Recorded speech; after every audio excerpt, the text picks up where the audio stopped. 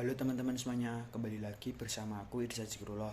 Pada video kali ini, aku bakal menjelaskan tentang perbedaan dari regresi, klasifikasi, dan clustering, meliputi dari pengertian, algoritma-algoritma apa yang ada di regresi, klasifikasi, dan clustering, serta contoh dari regresi, klasifikasi, dan clustering.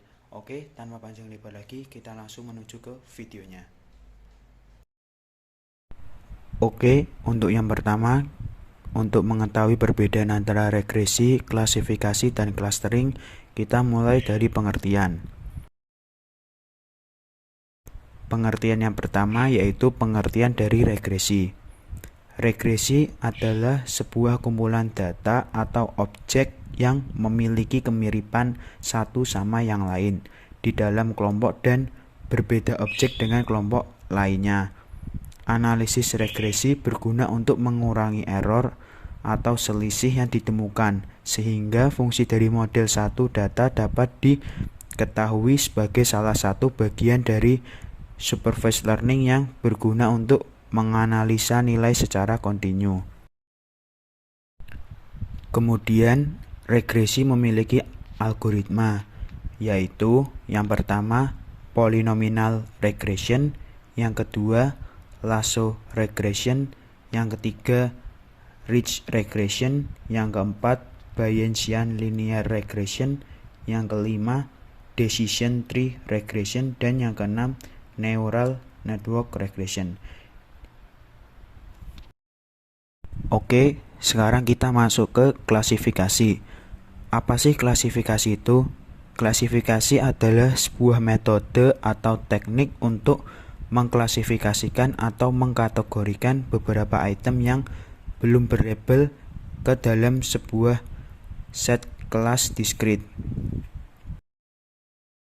Sama seperti regression tadi, klasifikasi juga memiliki algoritma, di antaranya yaitu decision tree, naive Bayes, k-nearest network atau KNN, logistic regression, supervector machine atau SVM, linear discriminant analysis, dan neural network. Itu tadi merupakan beberapa algoritma yang dimiliki klasifikasi. Kemudian yang terakhir yaitu clustering. Apa sih clustering itu? Clustering adalah proses di mana sampel yang sama dibagi menjadi kelompok-kelompok yang disebut cluster. Setiap cluster termasuk sampel di mana anggota yang mirip satu sama lain dan berbeda dengan sampel yang tersedia dari kelompok lain, dan dalam clustering data tidak berlabel. Clustering umumnya banyak dipakai untuk segmentasi. Proses segmentasi biasanya tidak dapat dikerjakan dengan mudah untuk data dengan jumlah yang sangat besar atau banyak. Oleh karena itu, dibutuhkan pendekatan analitis untuk membagi data tersebut menjadi bagian-bagian yang lebih kecil berdasarkan kemiripan dari karakteristiknya.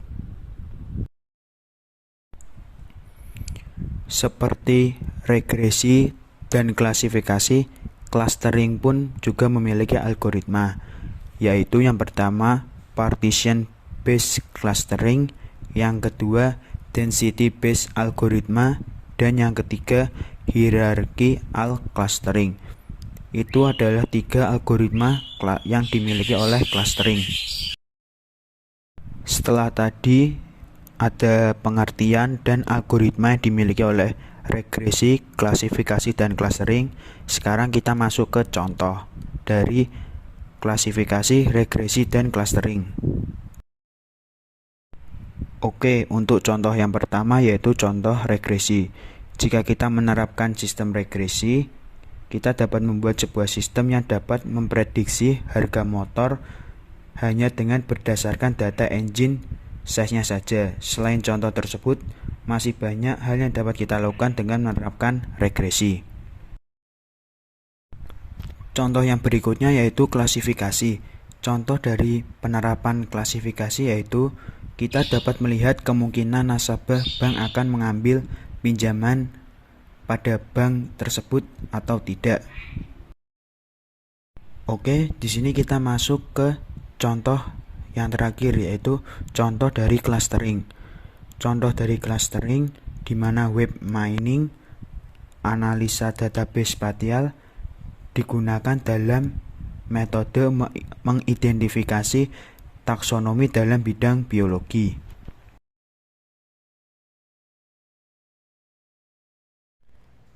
Oke, sekian video dari aku. Semoga dengan video ini teman-teman dapat lebih memahami perbedaan dari regresi, klasifikasi, dan clustering. Sekian video dari saya. Apabila masih ada banyak kesalahan, saya mohon maaf. Sampai jumpa di video berikutnya.